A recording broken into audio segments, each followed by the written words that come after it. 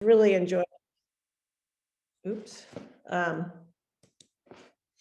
We've really enjoyed bringing these programs to you over the past winter, and we're really grateful to the CREA membership, which really makes them possible. If you enjoy this speaker and other speakers, we hope you'll support us by becoming a member. We always need new members to keep bringing nature-based experiences to our community.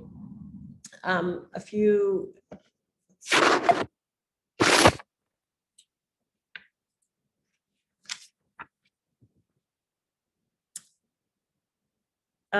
notes about our programs. One exciting note is that our summer camp, our summer day camp, which we do hold at the Ecology Center, although this year will be completely outdoors at the Nature Preserve, is completely subscribed. We're not sure that has ever happened before. We have no empty spaces, and that happened with almost no promotion on our part.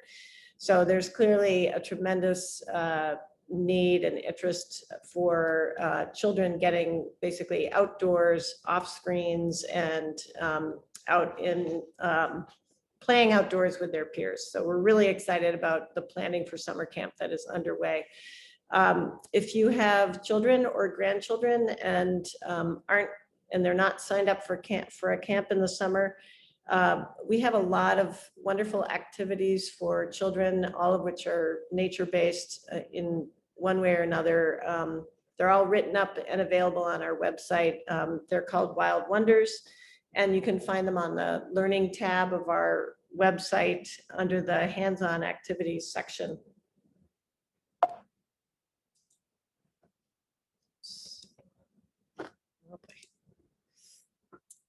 Join us for our upcoming programs. This is our last speaker program until the fall, but we've been doing a number of guided walks at the preserve, and we have, these are the next three that are coming up. There was one this morning, and the Rhodora is in bloom along the Heath Trail, which is absolutely gorgeous. So if you haven't seen that, you should get out, but people have been going on our walks and seeing all the summer ephemerals and beavers and minks and all sorts of great stuff. And the June 26th program, the focus of that will be on dragonflies and damselflies. That will be guided by David Reed, and he's a wonderful photographer also. So you'll see some wonderful learn a lot about the dragonflies and damselflies, and he might give you some tips on how to photograph them as well.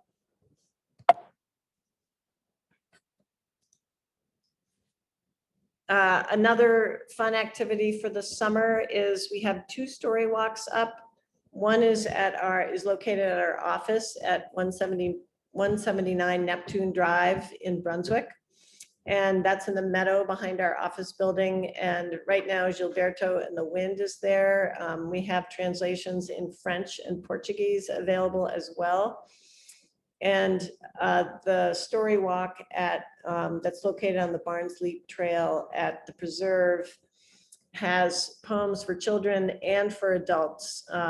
The one that you see on the left is the children's page, and the one on the right is for adults. But the feedback that we've been getting is that people really enjoyed both. And the children's poems have a lot of really fun wordplay, and each page has an activity for the children to sort of give them a new way to experience nature that is usually related to the poems on that page. So check that out. You can do that anytime. So as I said, Derek is the last speaker of the season until September. And hopefully you'll spend the extra time that you get from not having speakers during the summer outdoors. If you have any ideas for speakers or topics that you'd like to see, feel free to send them to me anytime. Is director@creamaine.org. And it turns out the turtles are really popular. We have 103 people registered for tonight's program. And I got several emails from people already expressing concern that they had registered, but they couldn't show up. So we are recording this and we'll be putting that up on our website, and I'll send a link to the recording to everybody who's registered. That will turn up in the next couple of days. So I'm going to stop my share, let Derek put his screen up while I introduce him. And many thanks to Derek for joining us tonight to tell us all about turtles, which clearly are a topic of great interest to everyone. Derek Yorks is the Maine Department of Inland Fisheries and Wildlife's lead biologist on reptile issues. He coordinates research and conservation efforts on several priority rare species.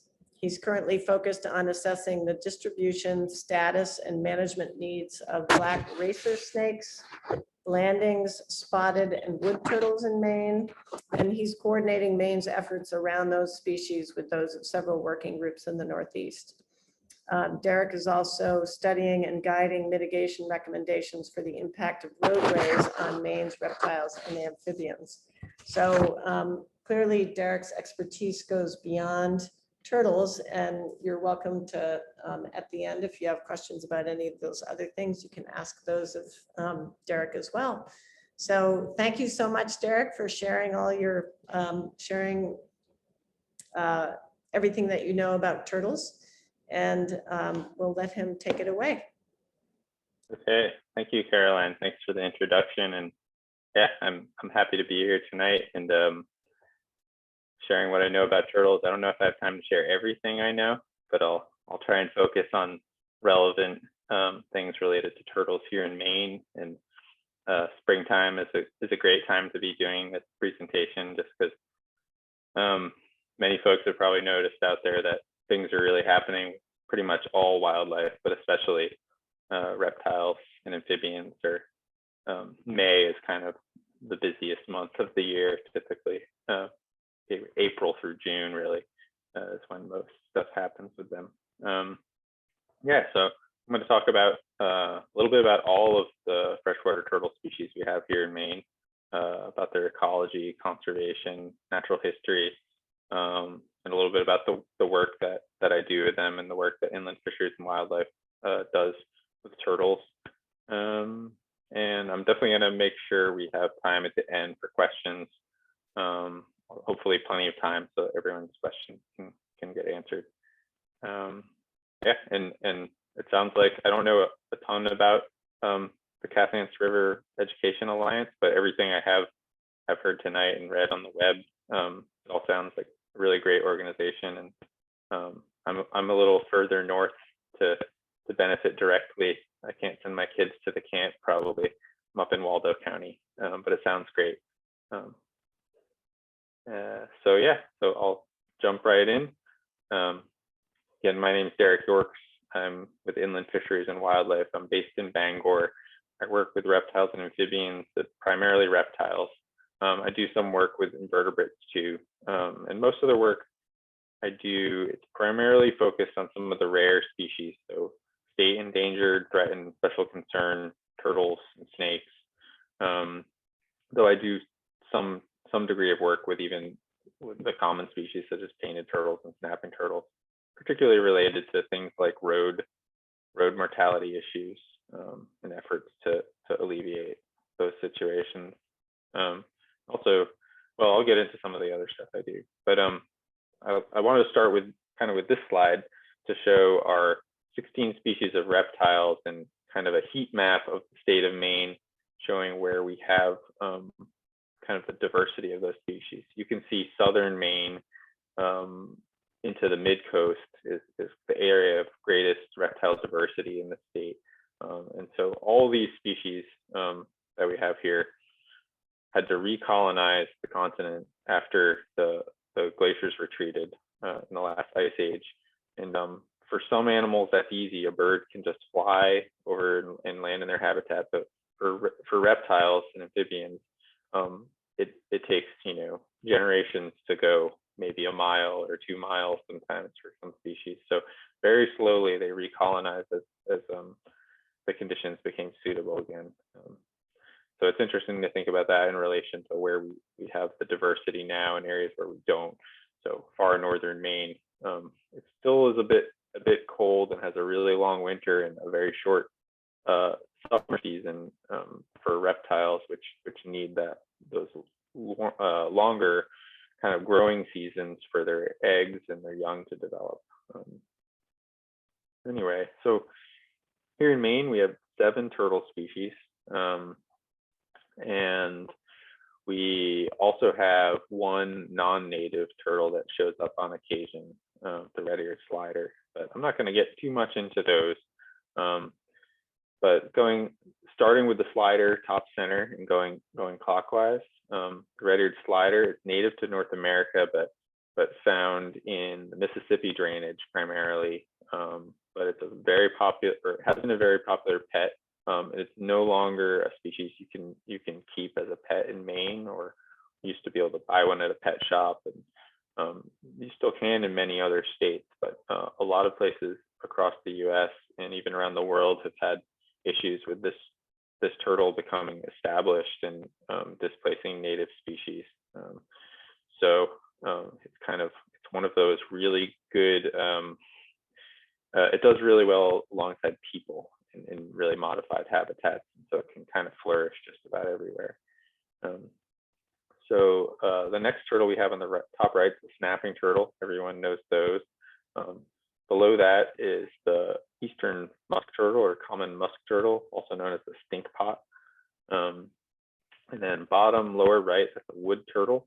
And then bottom center, that's a spotted turtle. And then bottom left, that's a Blandings turtle. And then just above the Blandings turtle is an eastern box turtle. And then top left corner is the eastern painted turtle. And I'll go into detail about all these turtles.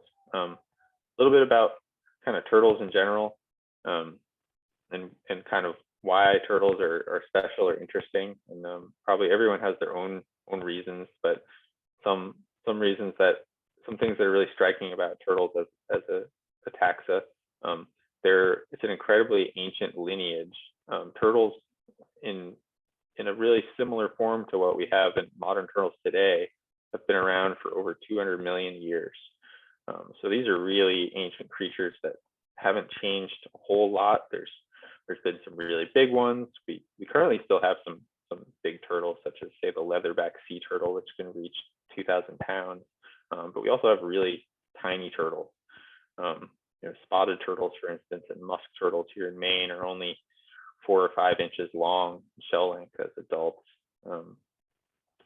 So the kind of design, or the type of the turtle is kind of a tried and true animal and design. So turtles can live a very long time. Not all species live to be older than 100 years, but multiple species are documented to have lived over 100 years. Here in Maine, we know the Blandings turtle is the species. I guess Blandings turtles and box turtles are the 2 species we know that can live. Blandings turtles are known to live into their 80s at least and still be reproducing at that age. Box turtles are documented to have lived over 100 years. And for many of the species, we still don't know how long they might live in the wild, but a number of them, it's probably quite similar. So here in the United States, we are lucky to have quite a diversity of turtles. And even in Maine, where we have 7 species, which is not a ton of species, but it's still more than all of Western Europe. So the United States is actually, in North America, is one of the most diverse places in the world for freshwater turtles, particularly the southeastern US, but the eastern United States. And then Southeast Asia is probably the next most diverse place for turtles. So it's an interesting place. So even here in Maine, with a very, very temperate climate, and it's not the tropics, it's not a rainforest, we still have a lot of species.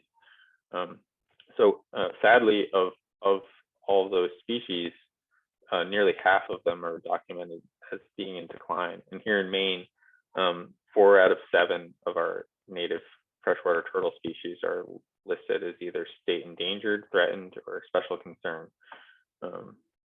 So generally speaking, turtles are across the board are not doing great. Some species are definitely doing fine, but many species are not doing that well. And I'll talk a little bit about that as I go on with some specific examples. So like I said, of our 7 species, 4 are in some kind of peril. 2 are state endangered. 1's threatened and 1 is special concern. I'll go through those. So those are what I'll call the rare turtles here in Maine. So the eastern box turtle is state endangered. Blanding's turtle is in the same boat as the box turtle, and spotted turtle is a threatened species. And wood turtle is special concern, which is kind of our watch list. It's not protected under the Maine Endangered Species Act, but we do keep track of their occurrences. And there are many situations where wood turtle sites are afforded protection during the course of a development or part of a preserve design sometimes too. So the painted turtle is probably the most familiar one to most folks out there. As we saw in Caroline's photo she had up right before I started presenting, it's a familiar sight seeing painted turtles basking on a log or on the edge of a wetland. They're really beautiful and very conspicuous turtles. So if you're out in some habitat that has painted turtles and they're there and it's a nice day, you're probably going to see them. And they really are a gorgeous turtle that when you look at them up close like this, you can see they really do look like they've been painted these brilliant red and yellow tones. So if I just have a single photo here of a painted turtle. So painted turtles are very much habitat generalists. They will inhabit a range of lakes and ponds and slow-moving rivers and freshwater marshes. Beaver, impounded wetlands are another favorite habitat of theirs. They're a turtle that can handle a wide variety of habitats, and so there's habitat for them throughout the state. They're found throughout most of the state, with the exception of kind of far northwestern Maine. They do get up into southern Aroostook County in the Holton area, and that's about as far north as they get in Maine, but they're absent from, say, like the upper St. John River, bordering Quebec and New Brunswick, that area up there. That's the part of the state that has relatively few reptiles.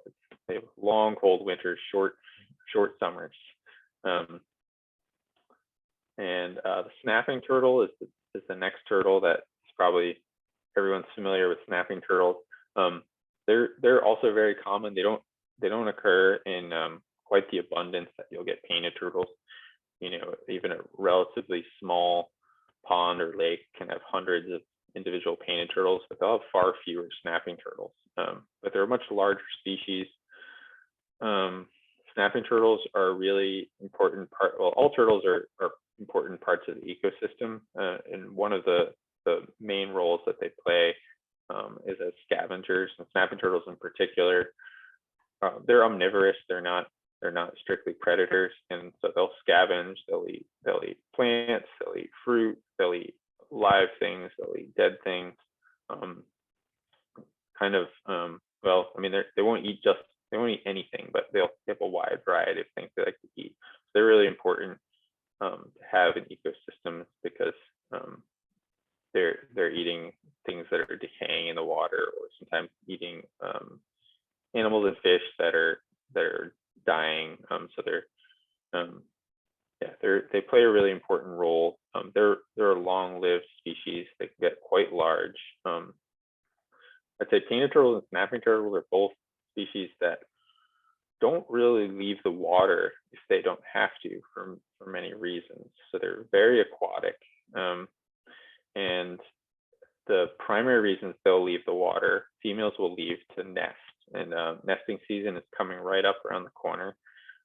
June is kind of when most nesting activity happens in Maine.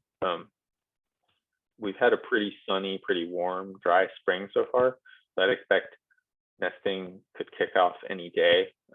Today, I actually drove all the way as far down as Kittery and back and made a few stops on the way, and I didn't see any turtles out. I only found one roadkill turtle at full drive, and I was looking because this is the time of year where you start to see them. So it didn't seem like nesting had started just yet, but it's a once it gets going, that's kind of when you see the first big pulse of turtles crossing roads, and mostly those are females going to nest. And for a species like a snapping turtle or painted turtle and some of the others, that's probably about the only time where they'll leave the water. And unless there's a drought or something big changes with their wetland, say they live in a beaver impounded wetland, the dam gives out. So another very aquatic turtle that is probably a little less familiar to folks is the musk turtle, the common musk turtle. So these turtles are kind of like, in some ways, they're kind of like a little mini snapping turtle. They have a really pointy snout. They're prone to opening their mouth and defending themselves like a snapping turtle. They're much smaller, really only about 4 inches long, really pretty small. Very aquatic. They prey heavily on mollusks. Snails are one of their favorite foods, but other aquatic invertebrates are eaten as well. They are found in the mid-coast area, so I'm not sure if we have any records right for Topsham, but definitely in some of the surrounding towns around there, and they can be really locally abundant. They prefer to inhabit shallow, usually heavily vegetated ponds, sometimes slow-moving rivers, lakes, with muddy bottoms. And they do bask like painted turtles, whereas snapping turtle, you don't see them basking too much. So you can sometimes see them basking right alongside painted turtles, and you might, if you see a bunch of painted turtles basking and you see a much smaller type of turtle alongside them, that's shaped a little differently. This isn't the best photo of the shape of the shell, but it's somewhat domed and kind of oval shaped. Looks different than a painted turtle. They're a bit more flattened, but similar in coloration, kind of blackish and fairly shiny. So these guys are more likely to have quite a bit of algae growing on them. It's pretty common. You can see it on this individual. So yeah, they can be really locally common, and they can be very abundant too. So when you do have them, they tend to be, there can be thousands of them in a pond. And then the next watershed over, you might go to a really similar pond and not be able to find a single one. And so across this, at least across New England, where this species is found, it tends to be really patchy like this. We don't quite know why that is, but it's definitely the case here in Maine. And so these are always a neat turtle to find. I don't find them that often, but when I do, I usually keep looking, and I can often find another one. And so this is not a so far, these 3 species, none of these species are endangered, threatened, or special concern. These are considered our most common turtles. And the musk turtle is found, I guess I should, backing up a little, snapping turtles are found across the whole state, except for that far northwestern part of the state, though they do get a little further up into that part of the state than painted turtles do. Musk turtles are found throughout the southern, mid-coast, and central part of the state. The northernmost occurrences for musk turtles are in the Orono Old Town area. And so we don't really have them beyond that as far as we know. The spotted turtle is a state threatened species. They're similar in size to a musk turtle, so quite small. They're really a beautiful turtle, black shell with these yellow polka dots on the carapace.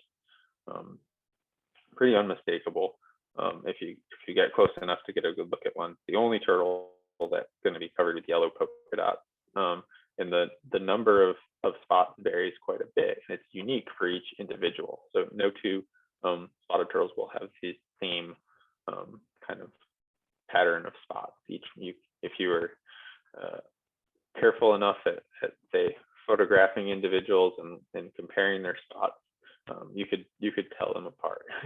It might be pretty tough if you got beyond more than a few of them, but they're each one is unique. So this is a species that's found throughout southern Maine and the mid coast up as far as just kind of barely makes it up to Penobscot Bay. But primarily it's southern Maine and more up. It does get up to the Topsham Brunswick area and out a little further up the coast than that, and is found in shallow wetlands, particularly usually acidic wetlands. So ponds and marshes that have kind of a boggy element to them, at least. Oftentimes there's a floating bog mat in some surrounding shallow water areas too. So this is a turtle that's really associated with a lot of those bog vegetation types, sphagnum moss and leather leaf, and I think other pitcher plants.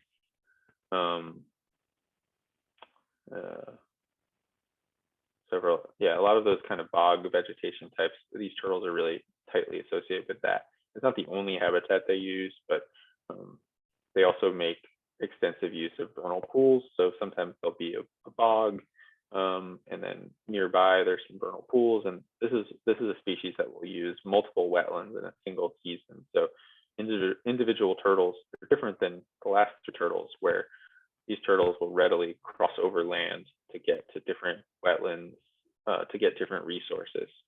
And it's one of the reasons why they're a threatened species. So that ecology where they're moving around to get to different wetlands puts them at greater risk for encountering things like roads and development and dogs or any other hazards out there, versus the other turtles, which are really not leaving the water very often.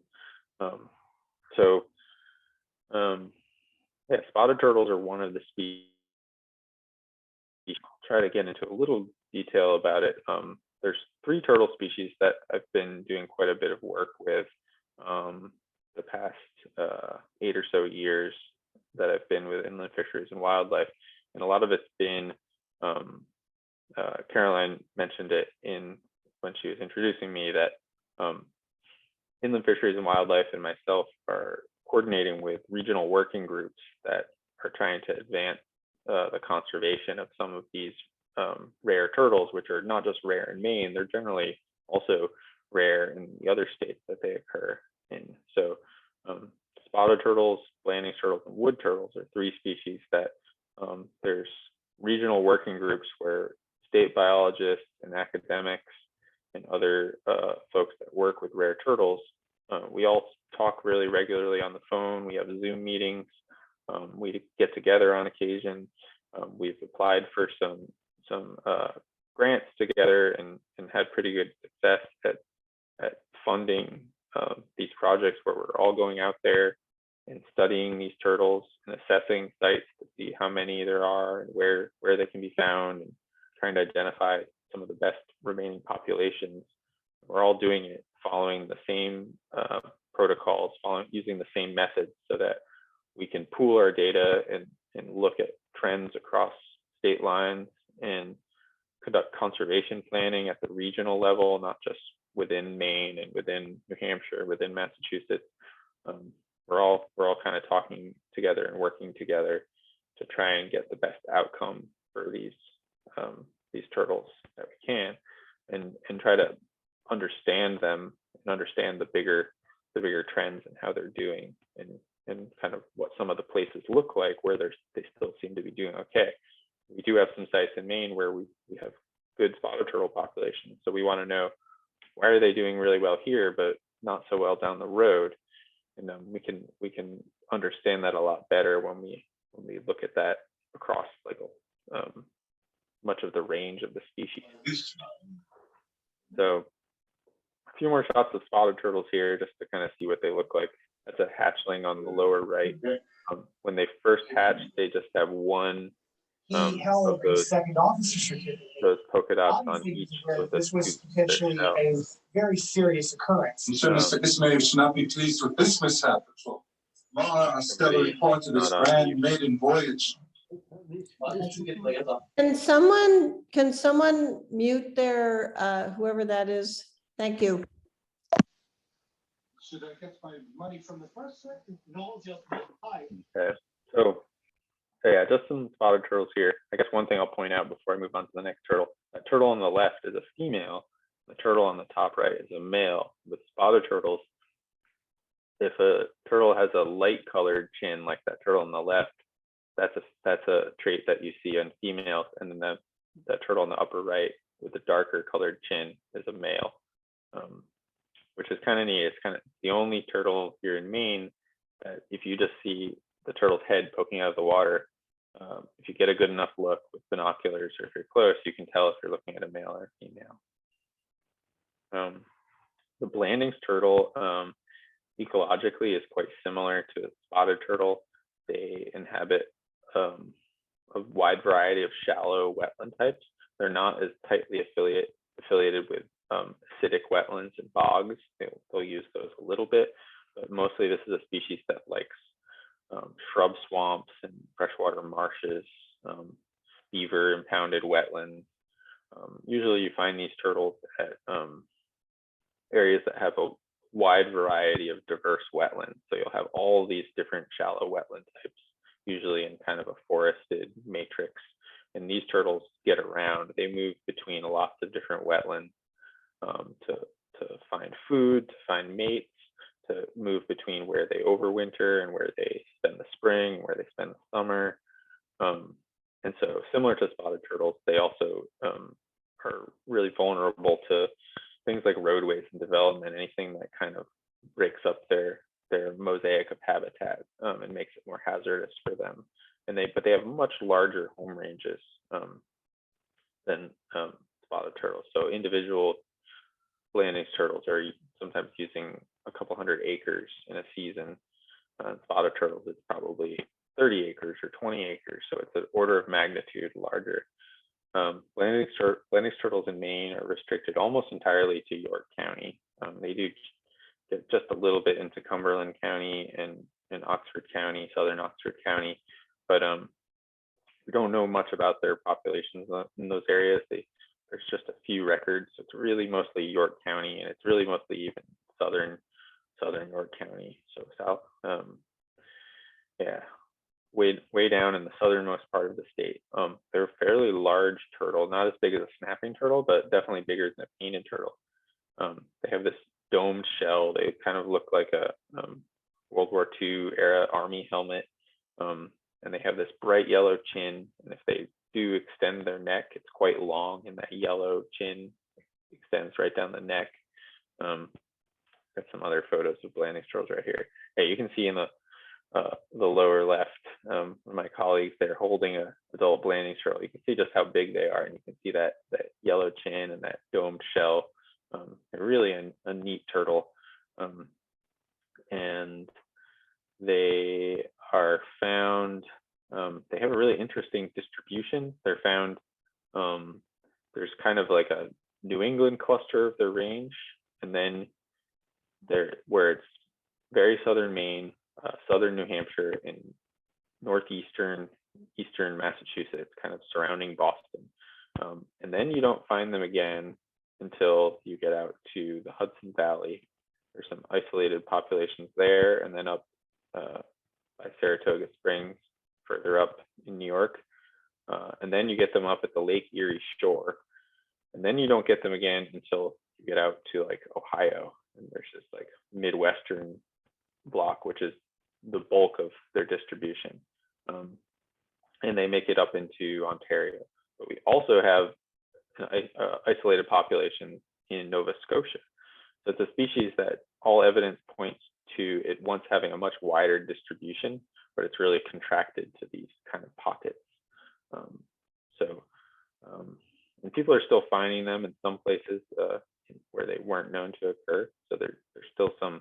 We don't really think that's going to happen in Maine. It doesn't seem like it's going to happen in Maine, but it's a little bit possible. So we're always kind of looking and trying to identify sites for this species. It's quite rare. It's state endangered. It's really restricted to that southernmost part of York County mostly. And there's most populations, as far as we know from the work we've done in Maine, are probably less than 50 individuals in a population. And we may only have 10 to 15 populations that are even in that scale. We probably have some additional ones that are a little smaller. So it's quite a rare species. There aren't a lot of them.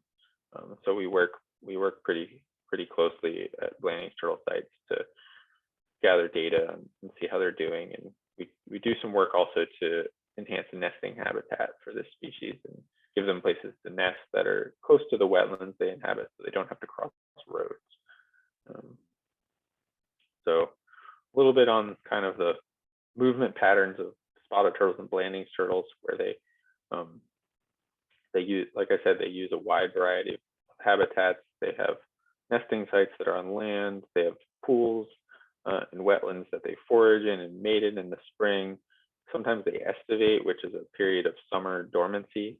So late in the summer, when things are generally quite dry, energetically, it can make sense for these turtles just to burrow down into the leaf litter a little bit in the forest and take a nap for a month or so.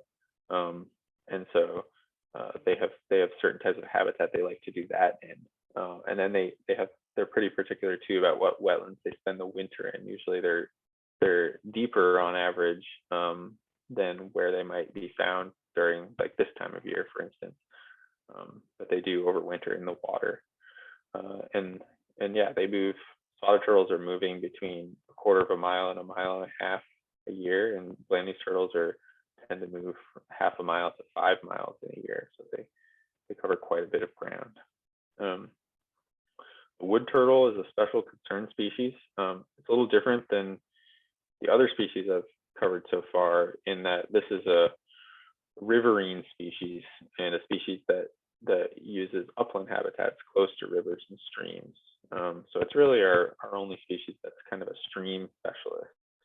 And even within streams, they're pretty picky about what kind of streams they like. They really like streams that have sand, gravel, or cobble substrate. Fairly slow flowing, but not so slow that it's kind of muddy and silty.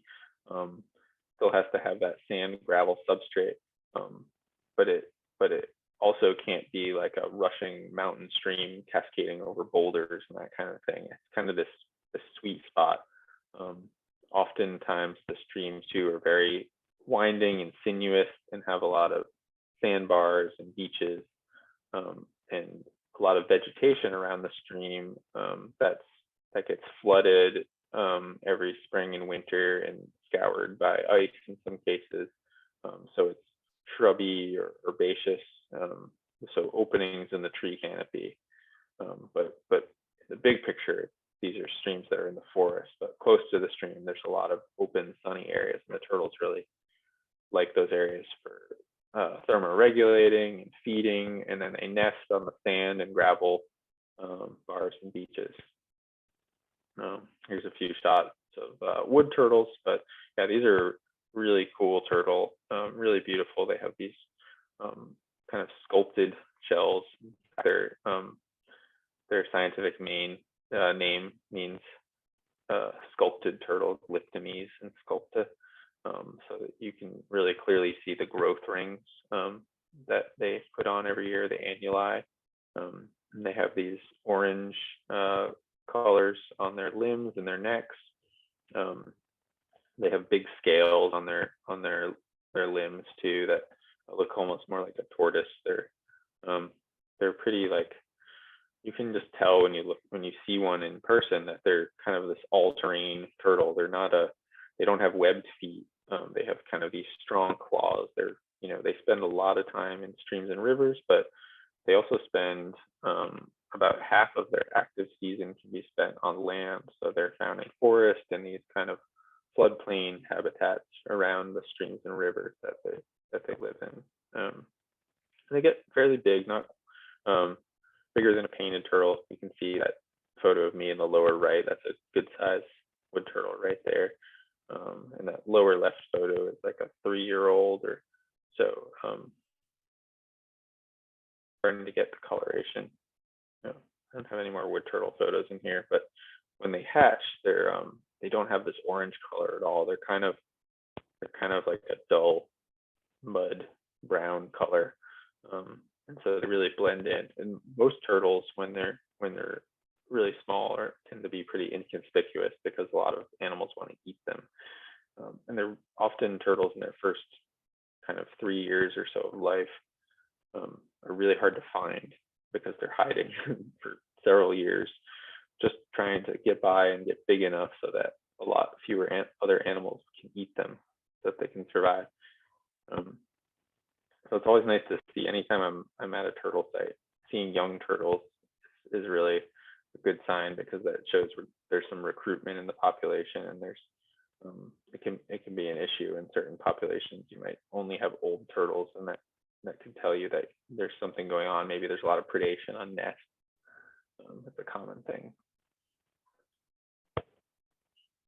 So the eastern box turtle is completely terrestrial turtle, much like a tortoise. In Maine, they're listed as state endangered, and it's still something of a mystery, kind of the true status of box turtles in this state. We keep track of every occurrence, and we map every occurrence and collect any documentation and data that comes along with that.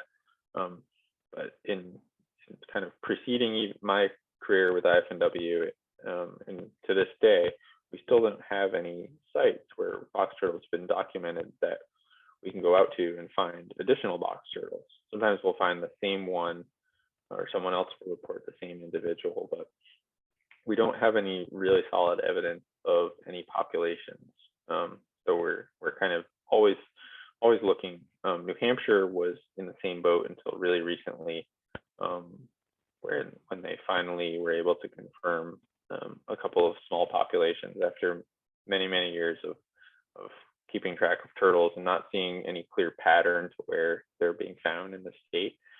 So the reason for this is box turtles are a species that lives a very long time, and they're also a species that people like to bring home as pets.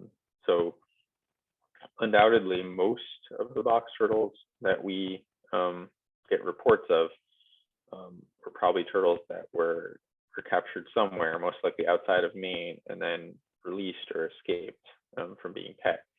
But they can survive the winter, and they can live a really long time. So you can have individual turtles that maybe someone brought home as a pet in 1975 and had it in their backyard for a couple of years, then it escaped. That same turtle could well still be out there.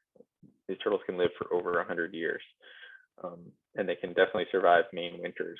We've radio tracked several and seen them go and spend the winter and come out in the spring and keep doing their thing. So it's a little bit of a mystery, but it's something that we're kind of continually waiting for good evidence to prove that we really have a population. And if we did, it would most likely be in the really southern part of the state. So even in New Hampshire, where they've confirmed box turtles, very southern New Hampshire, the Merrimack Valley. So a few shots of box turtles. I worked, before being here in Maine, I worked in Massachusetts quite a bit with Mass Wildlife and their natural heritage program. And I did do quite a few box turtle surveys. That's where most, or maybe even all of these photos are from box turtles in Massachusetts, where there are populations. It's a pretty rare turtle even in Massachusetts. It's far more common down in the mid-Atlantic states and the southeastern US. But even down there, it's facing some of the same threats that our turtles face. The red-eared slider, as I mentioned before, this is non-native species. It turns up on occasion. We usually get a couple reports every year. We don't know, we don't have any evidence that they're reproducing in Maine. So we haven't found any nests, any hatchlings. It's always been adults, usually only one, occasionally more than one. But other states, Massachusetts, Rhode Island, they have reproducing populations. So we're kind of on the lookout and kind of keeping track of where these turtles occur too. And yeah, they're not legal to have as pets. They were in the past. Some people have them in Maine, and they have permits for them, generally speaking. So they're certainly, they show up fairly often, and sometimes people will sometimes have them for educational programs and have permits to keep them. They live a long time like other turtles, so sometimes someone has had one for half their life and then realize, oh, this turtle I've had since I was a kid is illegal. That kind of thing can happen. So I guess I did cover some of the threats to turtles as I was going through the list of species we have, but kind of big picture, habitat loss and development are kind of the biggest threats to turtles, along with roads. It's kind of hard to pull roads out from habitat loss and development. It's all one thing, but habitat loss is kind of the direct loss of your habitat if a wetland is filled, or if the upland next to a wood turtle stream is turned into houses or stores or something.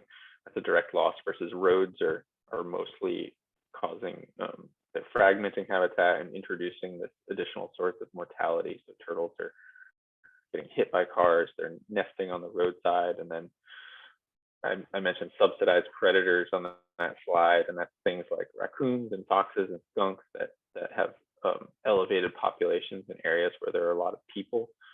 So these animals do really well, eating our garbage and eating other things that we have, and they also prey heavily on turtle eggs, and can be a big problem in some areas. Other threats, collection is a growing threat for turtles. Some species are really being targeted increasingly by collectors, and a lot of the times they're being smuggled overseas, where they sell for a lot of money in foreign markets. So this is something that especially affects wood turtles and spotted turtles, are two species, but there's a lot of other turtles in the U.S. and other parts of the world that are heavily traded. That's another big threat. And pollution can be a threat too. Snapping turtles are known to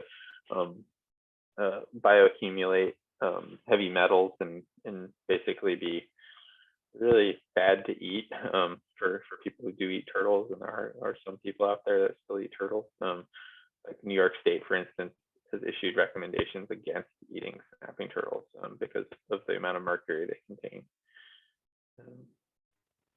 So yeah, here in Maine, projections for, this is somewhat dated, this slide, borrowed it from someone else, but projections for development are to have a far less rural state in many parts of the south and mid-coast areas. And this is where our greatest diversity of turtles is in the state. So there's definitely a real need for focused conservation, and IFNW tries to do its part in this, in trying to really understand where these rare turtles are found and where there's still viable populations. And we map those populations, we study them, the data gets shared with internally and also with land trusts and organizations that protect habitat. And so it's a really critical thing to kind of get ahead of development when you're trying to conserve things like turtles, which can't easily, not like some species can more easily move to other habitat. For turtles, there's a lot of reasons why they can't go too far. So current protections for turtles in Maine, some of these species, the threatened and endangered species, are protected under Maine's Endangered Species Act. And then the Maine Natural Resources Protection Act, Site Location Act protect these species when there are kind of larger scale development, such as subdivisions and box stores, and really anything beyond the really small scale, like mom and pop stuff. When we have these species known to occur in an area, or suspected to occur, we work really closely with DEP during the permitting process to avoid and minimize impacts to their populations. And it's often, we can often get a much better outcome when we know what's going on. If we know a species is there and we know a little bit about what the habitat resources are,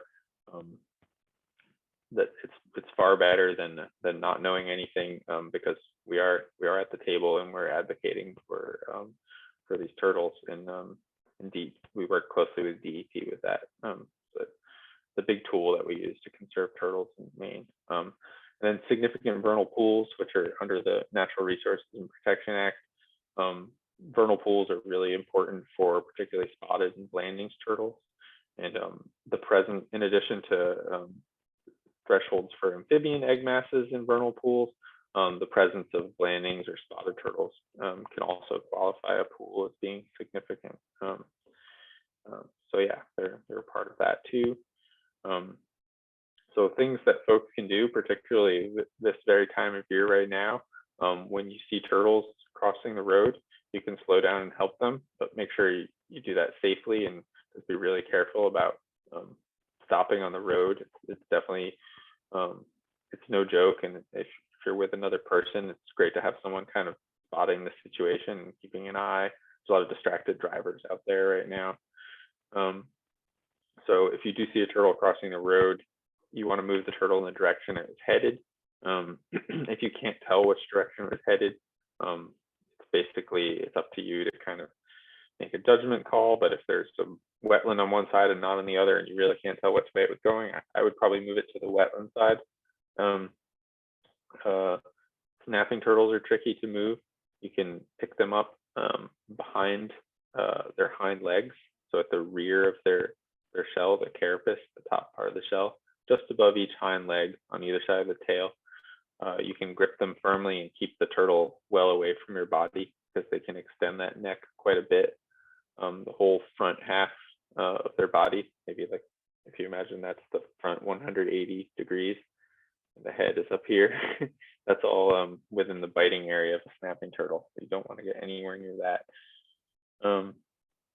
So yeah, avoid so leave turtles where they are. Don't bring them home as pets. It's fine to check them out and find them and take photos of them. I do that. I did that as a kid. And then releasing pets, such as red-eared sliders or any other pets, can disrupt ecosystems. So better not to release them. And supporting local land trusts, conservation commissions, organizations like the Nature Conservancy, Lands for Maine Future, Maine Audubon. These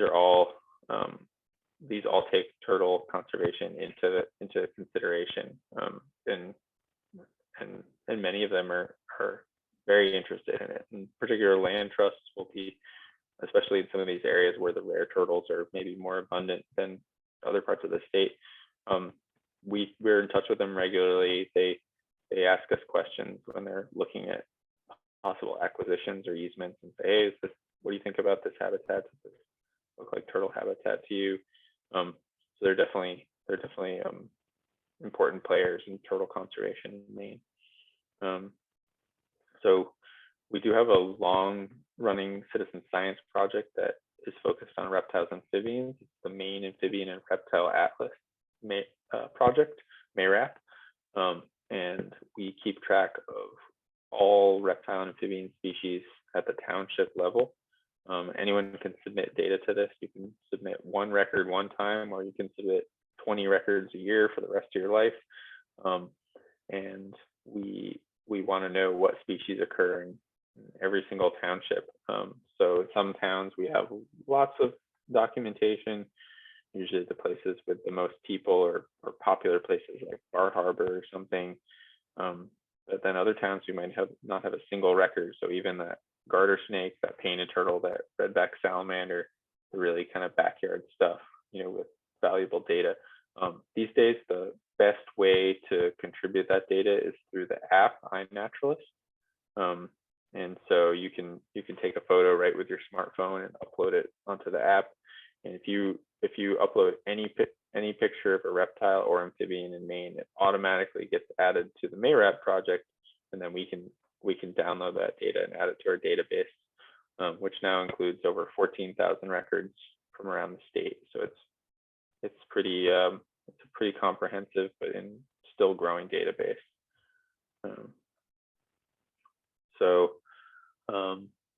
I do also work in some areas that have documented high road mortality of turtles.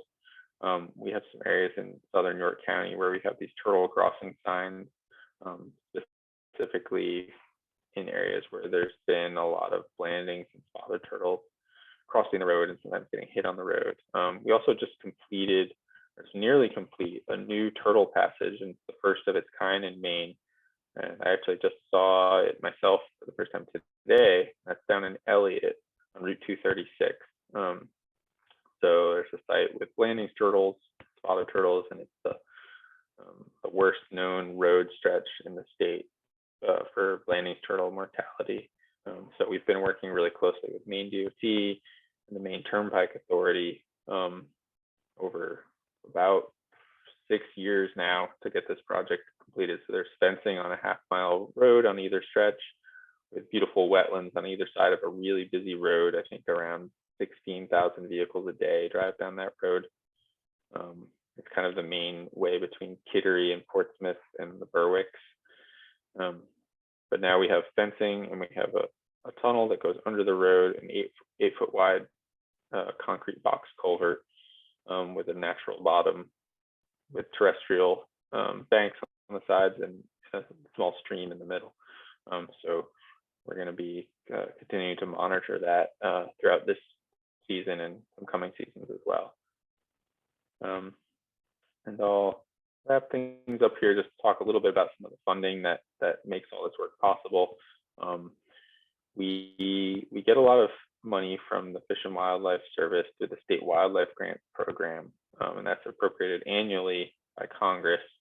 And in order to use that money, we have to have matching funds that are not federal monies. And so two of the primary sources of those are the proceeds from the loon license plates and also the chickadee checkoff, which is on the taxes. And both of those have been around for a while. And yeah,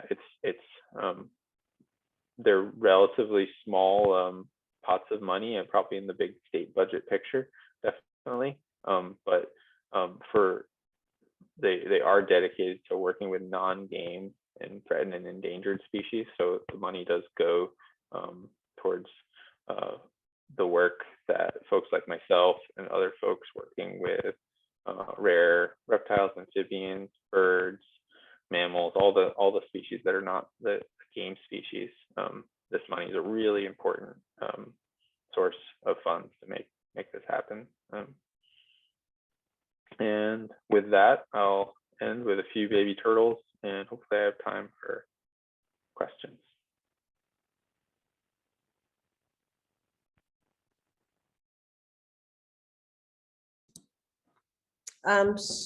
So thank you, Derek. That's fantastic. I love the homemade turtle signs. Those are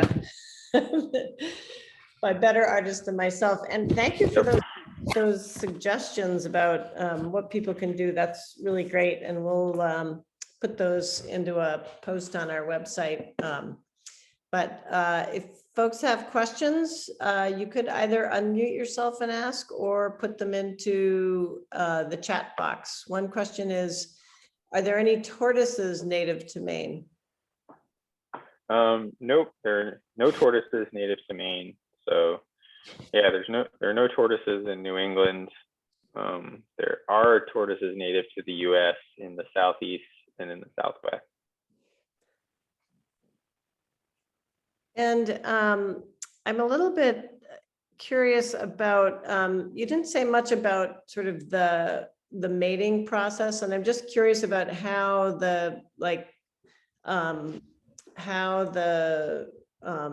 is there anything interesting or unusual about the mating process, or is it just, and does that all happen in early spring, or is it? Yeah, yep, it varies from different, from species to species. but it could happen kind of any time of year that the turtles are active. You know, so some species like wood turtles, for instance, are often mating in the fall. And all of our turtles here in Maine, you know, with the exception of box turtles, because they're totally terrestrial, all the others mate in the water. Even the species that spend some time on land, like wood turtles. And turtles are, several of our species have the ability to store sperm.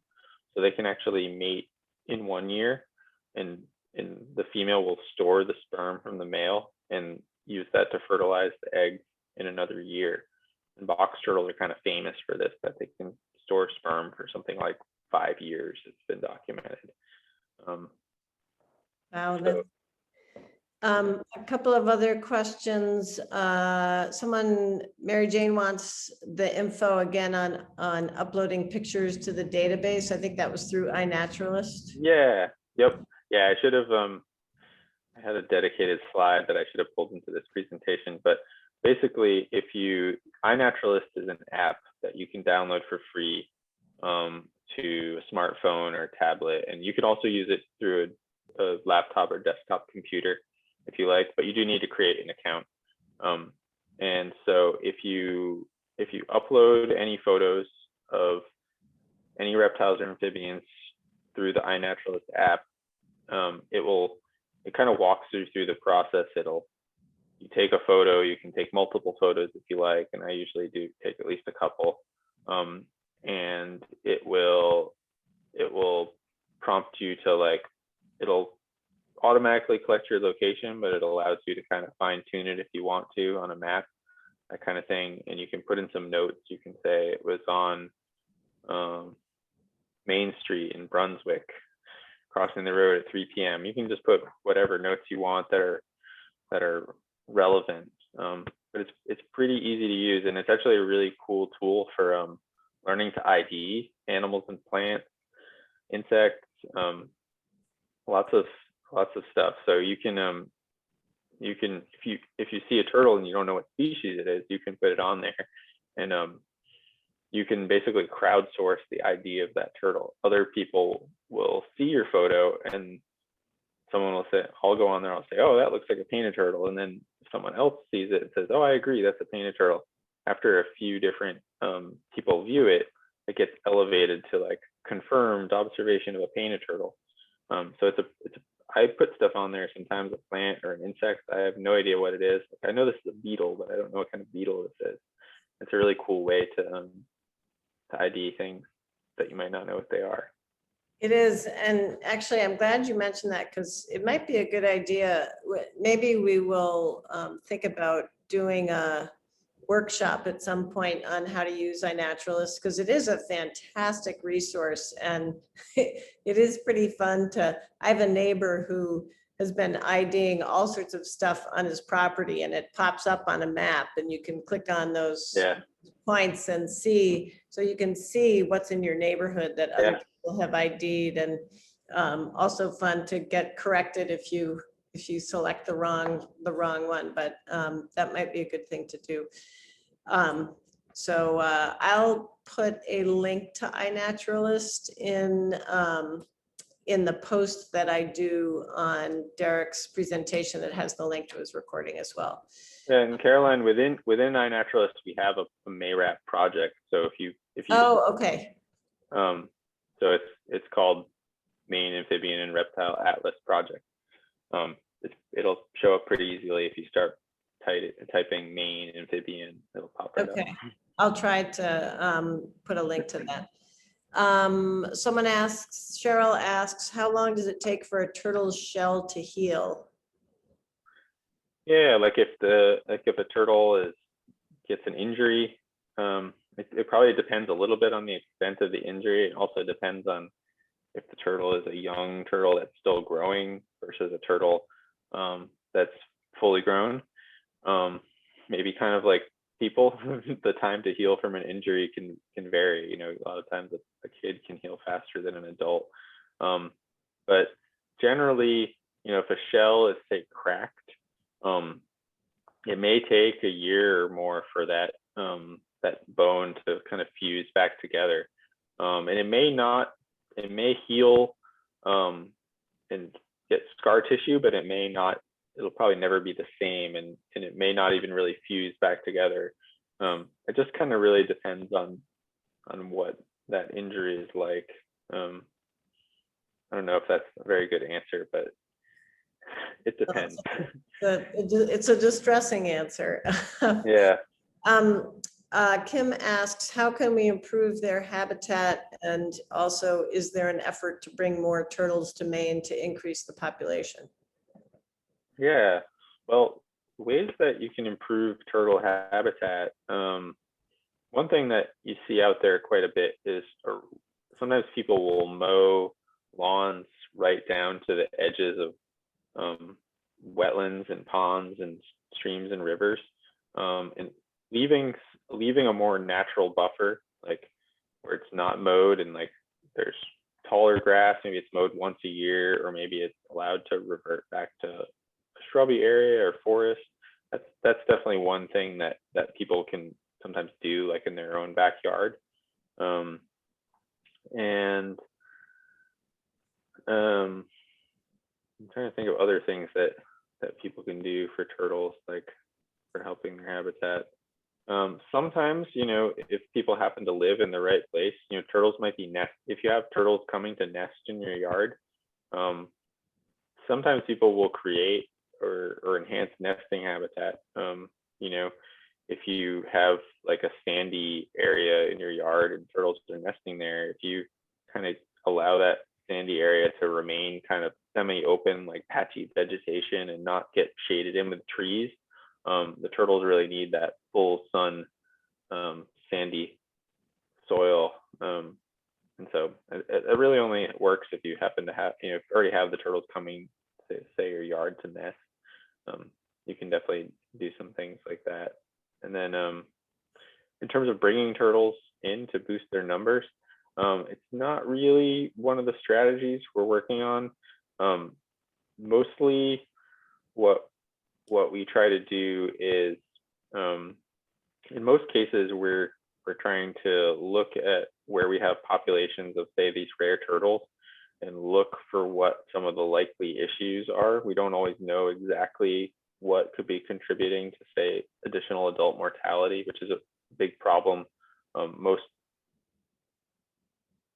And the turtles are so long-lived and slow to reproduce that you can't really afford to be losing many or sometimes any adults in a given year. So anything you can do to improve that is kind of what we focus on, rather than bringing more turtles in. In some places, when turtles are very endangered and in danger of really disappearing from, say, a state, one strategy that is often employed is collecting the eggs of those turtles when they lay them, and either enclosing them so predators won't get them, or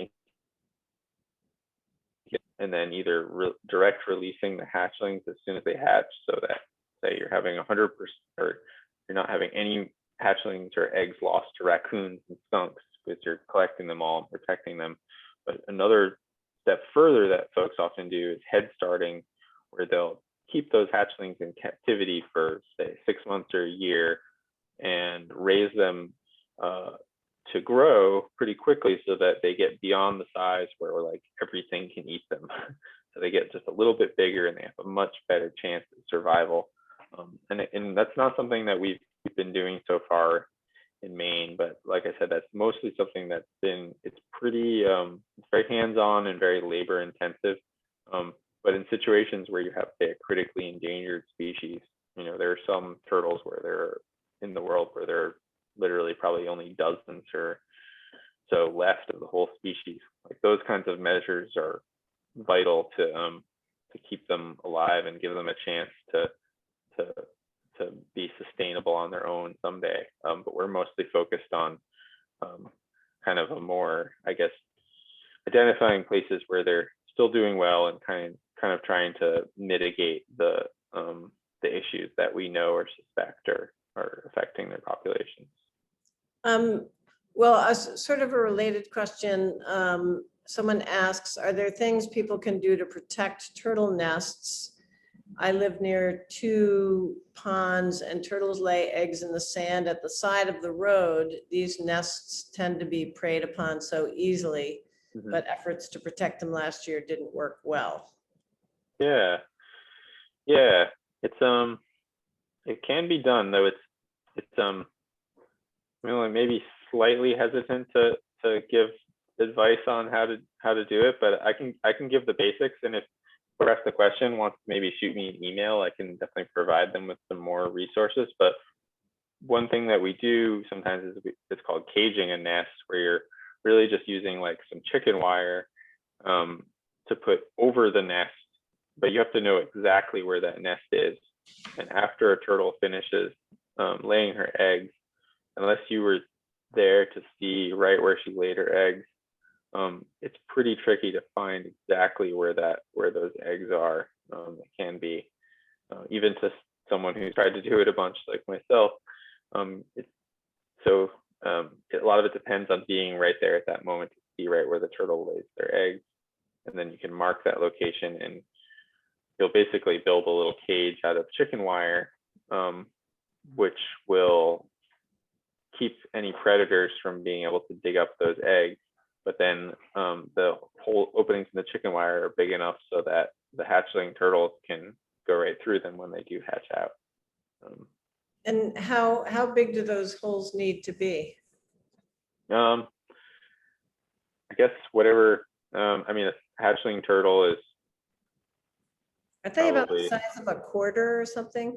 yeah, about the size of, say, a painted turtle, or some species are a little bigger, but if you had like standard like chicken wire, which is probably a couple inches, each hole is maybe a couple inches in diameter, that's bigger than any hatchling turtles in Maine.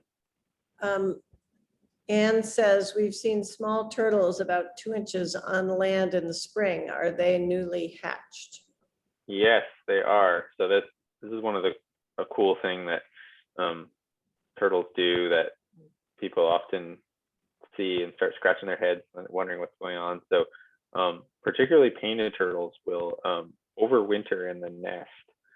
So instead of in late in August or in September, when they're ready to hatch, instead of popping out of that nest and scurrying down to the nearest pond, many painted turtles in particular will often stay in the nest. They kind of just poke their nose out of the eggshells, but the whole clutch, all the hatchlings will stay in their eggs in the nest chamber for the whole winter, overwinter on land. And then in the spring, then they come out of the nest. Then they make a break for it? Yep, then they make a break for it. So yeah, if you find little tiny hatchling turtles that look like they're really little, they just hatched, and it's like late in April or in May, that's probably what you're seeing. And then you should look to this slide here, if everyone can still see it. Those 2 turtles on the left, they both have their egg tooth. See that little white thing on the tip of their nose? That's the egg tooth, and that's what they use to kind of cut a little slit in the leathery eggshell to get out. So sometimes you'll even see, if it's even in the spring, you can see an egg tooth on the turtle. It doesn't stay on, it falls off pretty shortly after. So if you don't see one, it doesn't mean it's not a recent overwintered hatchling. Another question, do turtles transmit diseases to humans? Yeah, they can, though it's probably not as likely as some people believe it could be. So certainly salmonella is a disease that turtles can carry, and it's possible to get that from a wild turtle by, say, like handling the turtle and putting your hand in your mouth, and that's why you should always wash your hands after handling most animals. But it's not something that's commonly found in wild turtles. It is much more commonly found in turtles that have been in captivity, so from a pet shop, where they've mingled with lots of other animals and been kept in close quarters and may even been in tanks and cages that had birds or fish and other things, which also carry salmonella. So it's really in those situations where they're more likely to have something that could make people sick. It's not something that, you know, in general, a wild turtle in Maine is very, very low chance of carrying salmonella. Bennett asks, if you see a turtle on the road and there's water on both sides, which side should you put it on? Yeah, if you can tell which way the turtle was headed, go, even if it doesn't look like where you think the turtle should go, you should go which way it's headed. If you can't tell, it's anybody's guess. And you know, the thing about turtles crossing the road is that they're definitely going somewhere, and if you bring them back to where they came from, as soon as you leave, they're going to come back up and continue to try to go where they were going, which is tough. It can be a really challenging situation to like know if you're really doing good, but at least getting the turtle off the road, you have a 50-50 shot, even if you don't know which way it was going, of getting it in the right direction. But you shouldn't move it, like, don't move any turtles like far away. Some people will say, oh, like this is such a busy road, there's a lot of other roads around here too, I'm going to drive this turtle to the other side of town and let it go a nice quiet place I know. That's not a good move, because the turtle will likely try to get back to where it came from and probably end up crossing many more roads during that process. Related to the signs that we saw, were those turtle signs, were those in Maine? Yeah, yep. There's several of them down in kind of the Mount Agamenicus area, down in York and Wells. So do you reserve those for places where you know there are really high populations? Because I can think of one place that has a lot of turtle crossings. I mean, how do you decide where to put the signs, and should people like send you recommendations of places where they've seen lots of turtle crossings? Good question. So generally they're reserved for places that have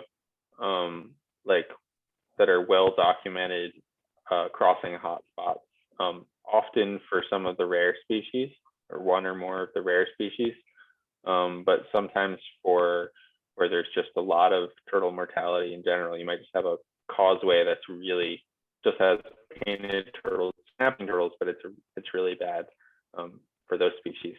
And so there's another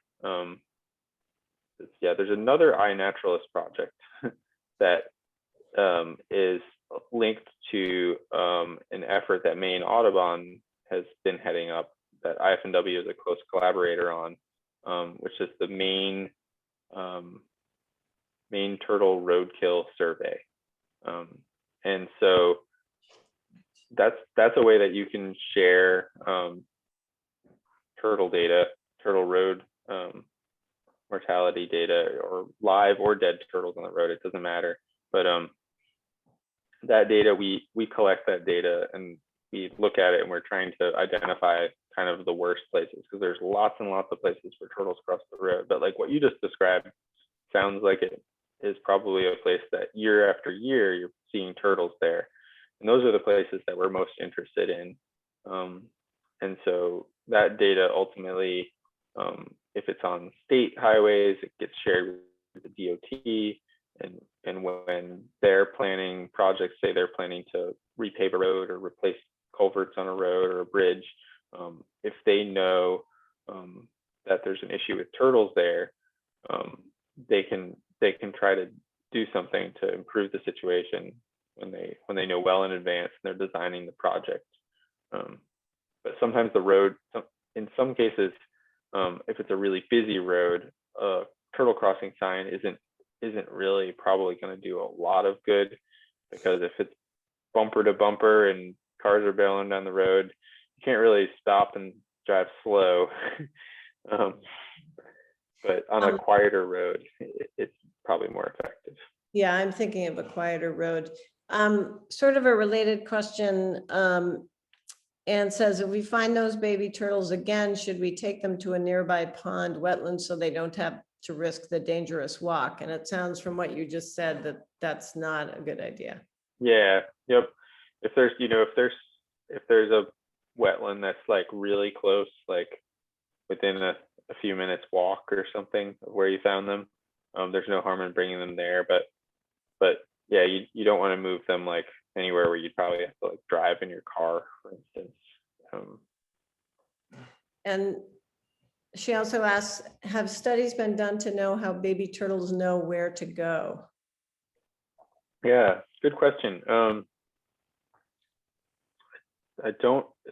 pretty tricky to study, mostly because they're so small and you can't easily put radio transmitters and things on them. And then it's hard to, yeah, I don't think there's been a lot done with baby turtles, and like people have followed them to see where they go, but getting at the question of like how do they know where to go is a lot trickier.